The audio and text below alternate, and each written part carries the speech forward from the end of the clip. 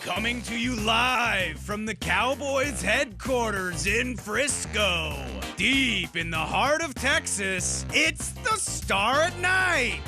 Wow, dramatic much?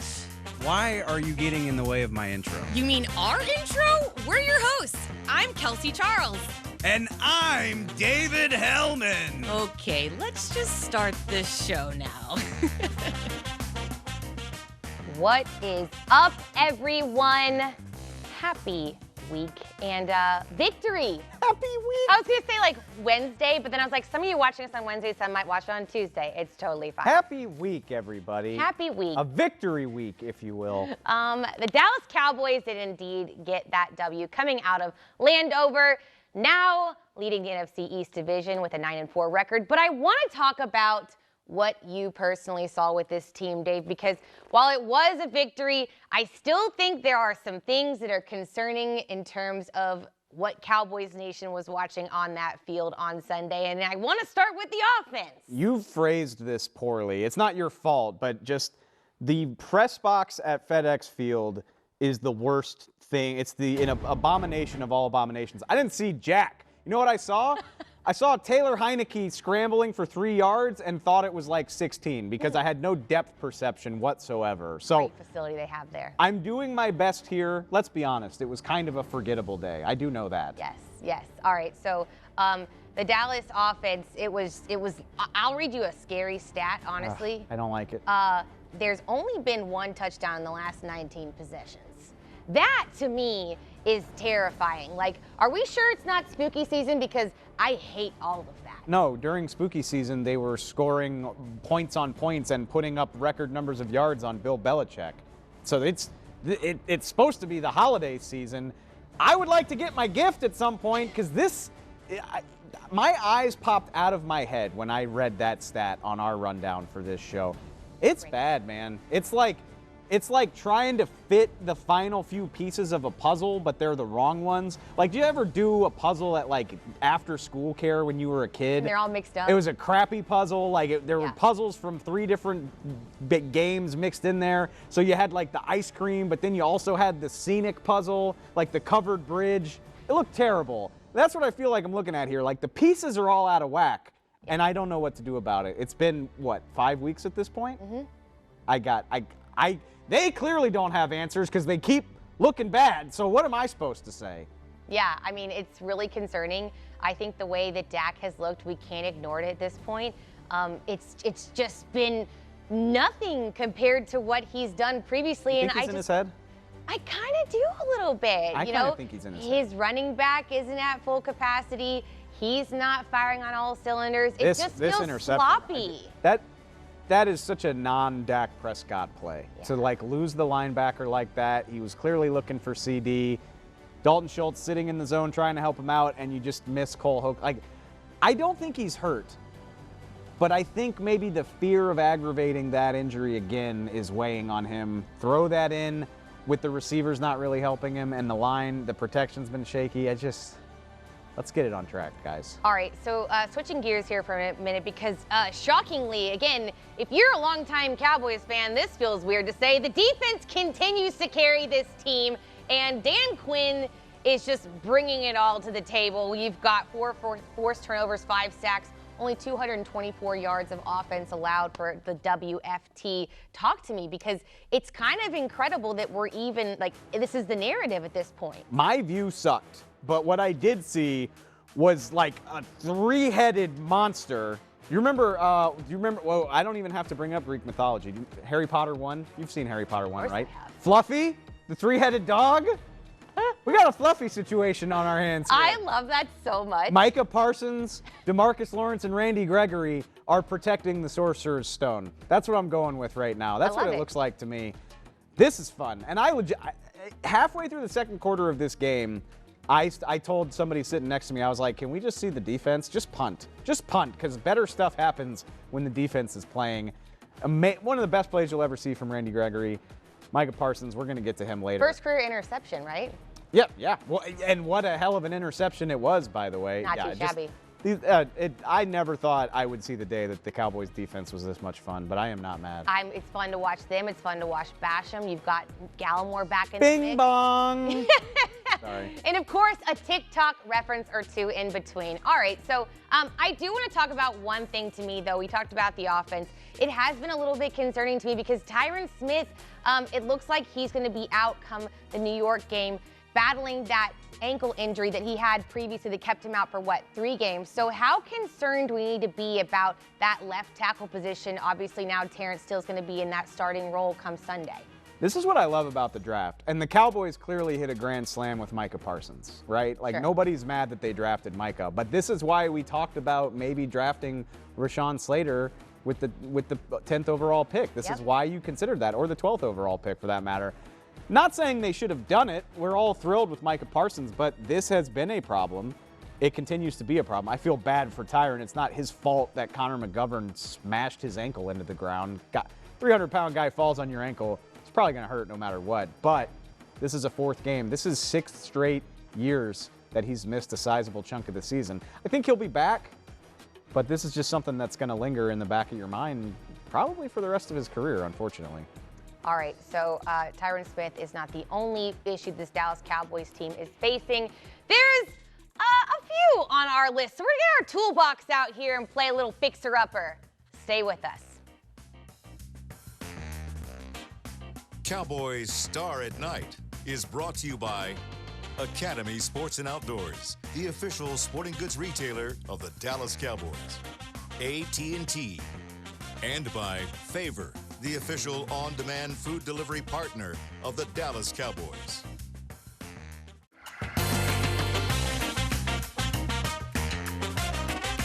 This segment is brought to you by the Dallas Morning News. Nobody does sports like Sports Day.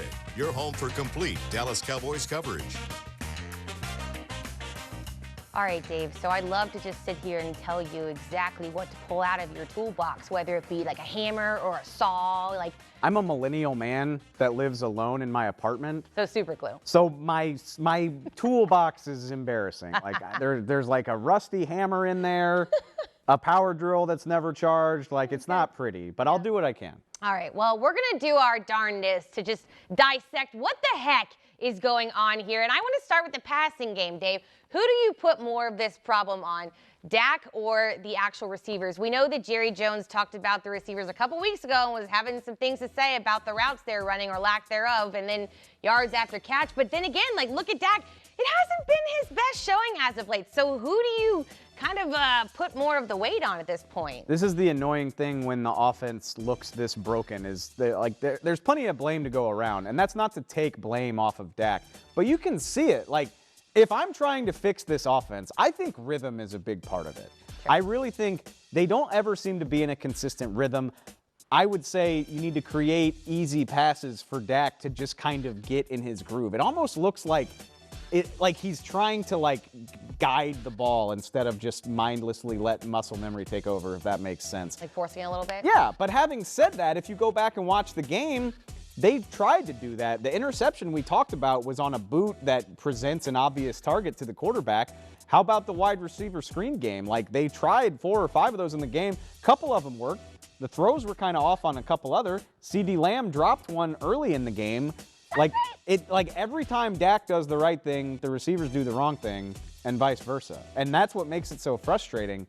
And like I said earlier, I think that's why it hasn't gotten fixed. If they could pinpoint one thing, they probably would have fixed it by now. So yeah, it's really frustrating. All right, so let's talk about the backfield for a minute, because honestly, it's not that much better. And as an area that's been typically a strength for this team, again, I can't help but be concerned. You've got Tony Pollard, who's now been out with that injury, and then you've got Zeke, who also isn't at full health. So really, truly, how do you even go about addressing these issues when these two guys can't seem to be on the field and be healthy? I'm going to stick with my crappy toolbox analogy. Again, you know what I have in the water heater closet at home? I've got duct tape and I've got WD-40, and that's what you need.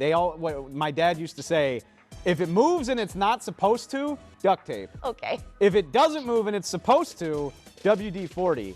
This offense needs some WD-40, because guess what? Zeke's knee, he's going to be dealing with that. Tony Pollard's not going to be at 100%. I think Kellen Moore had the right idea with getting CeeDee Lamb involved. Sure. You probably need a little bit more of it. Like, jet sweeps don't seem like they've been a regular part of this offense in a while. Maybe they need to be. You're laughing at me like I've never fixed anything in my life. I promise I don't know if you have. You put some WD-40 on some hinges, you're going to be in business. So get the receivers involved. Amari Cooper can do this stuff too, by the way. He's had some time to rest and get healthy. I think they're going to have to rig this thing up until these guys are a little bit healthier. I'm laughing because my solution is give me Connor Williams in the backfield. In the I need backfield? a big boy. No. I'm kidding. All right. Absolutely not. Let's talk about the O-line here for a minute, though, because, there's been a lot of switches, and you always hear this narrative around continuity on the O-line. Well, I don't think we've quite had that this year, and I'm not sure it's going to slow down. So with the injury updates, and then, I just need to know, who do we think is actually going to be in the mix, and how confident do we feel about that lineup? Fortunately, it's clear cut for unfortunate reasons. Tyron Smith's not going to play in New York. It'll probably be Terrence Steele. Lyle Collins, good on you getting in there last week, buddy. Everybody with the Cowboys is secretly like, yeah, good job, get that guy. But then they're like, don't punch him, though. So hopefully he's not dealing with a suspension. It doesn't sound like that's going to be the case. The enforcer. So your tackles. You bring up Connor Williams. I wonder if maybe it's time to go back to him at left guard. That's just a theory. I think he's the more athletic player. Again, trying to help your running game. He gives you more of an opportunity to get out in space, I think. Sure. Maybe you can do some screens and some other stuff that maybe Connor McGovern's not as well suited for. I don't think that's a cure-all. But again, I'm just brainstorming here because otherwise I don't know what the hell to say. We're just trying to plug the holes here, yeah. Okay, people? Yes. All right, so I want to talk about the offense a little bit more too. And the man who's making the play calls, Kellen Moore. What do you make of how he's been running this offense, at least this part in the season? Part of me says people are always mad when it doesn't work. There have been some things that they've tried that worked in October and everybody loved him for. So I'm not going to kill Kellen Moore, but at the same time, I feel like there's been a little bit of stubbornness to this whole thing. Again, in New Orleans, plowing Zeke between the tackles 13, 14, 15 times when it clearly wasn't working. The outside runs come, and I get you've got to chisel away at that stuff to some degree, but I think a little more diversity could come in handy. I think they're compromised right now. The line's not clicking. The receivers haven't been doing their thing. The running backs are hurt. You've got to rig this thing up. Doesn't mean it always has to be trick plays and things like that, but I would like to see a little bit more diversity, a little bit more outside-the-box thinking. But again, it's easy to blame the offensive coordinator. They were doing a lot of this stuff in October, and everybody loved Kellen Moore. Right. So I think a decent amount of this is just execution as well. When it was working. All right, so we both know that Micah Parsons is the man of the hour. Well, he's getting compared to a pretty important former player. We're going to talk about that more coming up next. This segment was brought to you by the Dallas Morning News. Nobody does sports like Sports Day. Your home for complete Dallas Cowboys coverage.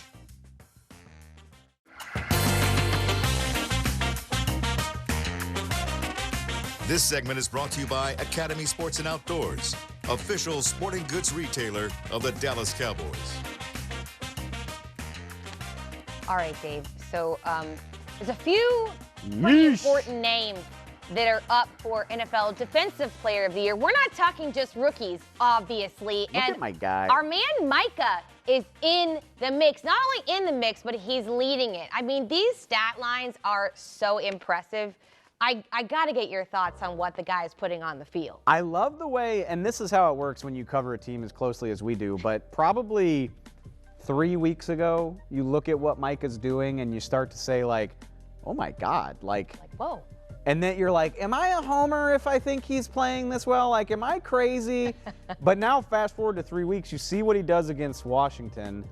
The national media is picking up on this. This is a topic of conversation around the league of oh my God, Micah Parsons is reinventing what a rookie defender is capable of.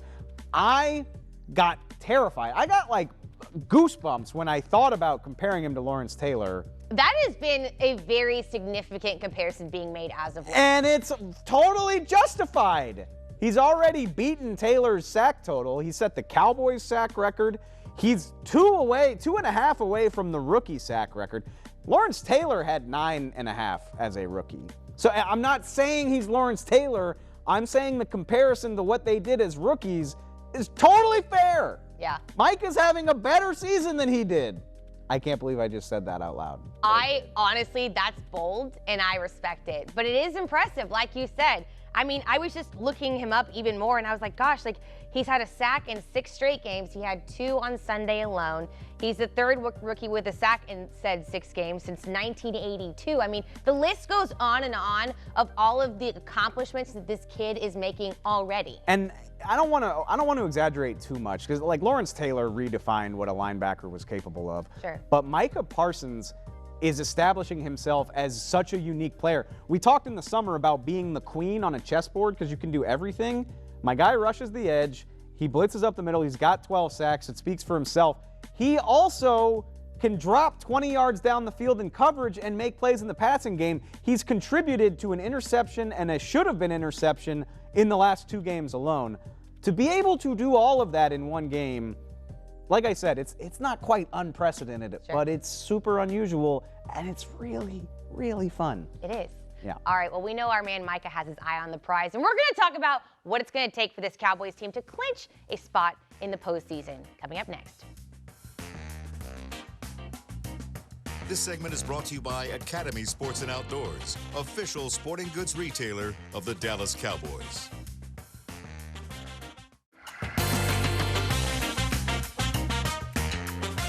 Welcome back to the show. Kels, I already regret asking this question. Have you ever seen Grease? No. I didn't think you had. Actually, wait, no, I have. I love how you aren't sure if you've seen one of the most iconic movies of all time. Totally fine. Do you think I look at like John Travolta in Grease a little bit? Like with the jean jacket and the... If that's the look you're going for, It's not the look I'm going for. I think it's the look that I stumbled into. But regardless, I guess we're here to talk about football. So with that in mind, I'm mad we're talking about this too, by the way. So I know. Are you aware the Cowboys can technically clinch the division this weekend against New York? If all of these things happen? If you feel like parsing Okay. through this, so beating the Giants isn't good enough. Philadelphia also isn't good enough. But if you want to get into the strength and schedule of it all, if you feel like writing all this stuff down, apparently ESPN stats says if all of this stuff happens, the Cowboys can clinch the NFC East on Sunday afternoon. Okay. I'm perfectly happy pretending like I never read this, to be It honest looks like a with you. drinking game more than anything. Yeah, like this is true American from New Girl, like FDR, JFK. Like, I don't know. I don't know what to make of it. Yeah, I think for me, though, the biggest thing that I'm seeing in this divisional race is that it's still up for grabs, and I think that's kind of an interesting position to be. With Arizona losing, they've dropped down to 3rd place, so you've got, what, Green Bay, the Bucks, Arizona still is in the race, Cowboys. Yep. It's going to be interesting how it all shakes out. Like, superstitious people, cover your ears. The division is not up for grabs. Like, the Cowboys basically have this thing sewn up. They got a 3-game lead with 4 to play. Even if they don't get it this weekend, they can get it in this final month of games. But it is interesting. Arizona losing just reminds you there's a lot to play for. I don't know if the first-round bye is in the Cowboys' future. Sure. But you probably want to get out of this 4 seed that they're currently in, because Arizona and the LA team that just beat them, one of those teams is going to be the 5th seed in this playoff race. And I don't like the idea of playing either one of them in the playoffs. I don't love that either. And I wish that we do not have to do that whatsoever. I'm also going to throw one more wish out there here coming up next. It's for a special someone. Stay tuned for more on that. We'll be right back.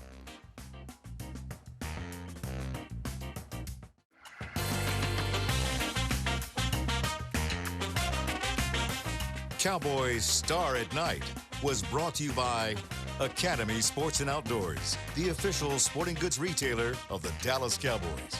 AT&T. And by NFL Game Pass. You'll never miss a game again. Enjoy full and condensed game replays from Week 1 to the Super Bowl. All right, so Cowboys Nation, we know you guys are celebrating a victory this week. Well, I've got another celebration to add to your list, and it is the birth of the one and only David Hellman, turning 46 years young on 46? this day itself, minus a few years, give or take a few. It's fine. Like, at this age, like, you're just over the hill, in my opinion. That old. All right, well, we put together some of your greatest moments in celebration of you. Let's go ahead and roll that real quick. Yay. Good evening. Crunchy peanut butter is way better than creamy. Don't at me. Get out of my face. We got some questions. A lot of rain clouds here in Dallas. A lot of people not satisfied by what the Cowboys have done in free agency. Yes, I read my mentions. No, I don't care that you're upset. Microphone check, 1, 2, what is this? The 5-foot assassin with the roughneck business! Because I'm small, I look unhappy most of the time, but I'm actually a bundle of joy and incredibly cute. My darkest quality? Aside from the fact that I agreed to do this? Qu'est-ce que j'ai dit? Qu'est-ce que j'ai dit, mes amis? Fans won championships. Hell, I won championships. I was barely potty trained in 1995. This is the stupidest thing I've ever been a part of. Another stupid answer. It's Puffs. It's Puffs. I don't care what anybody else says. Hey everybody, Caden's a I'm David Helman.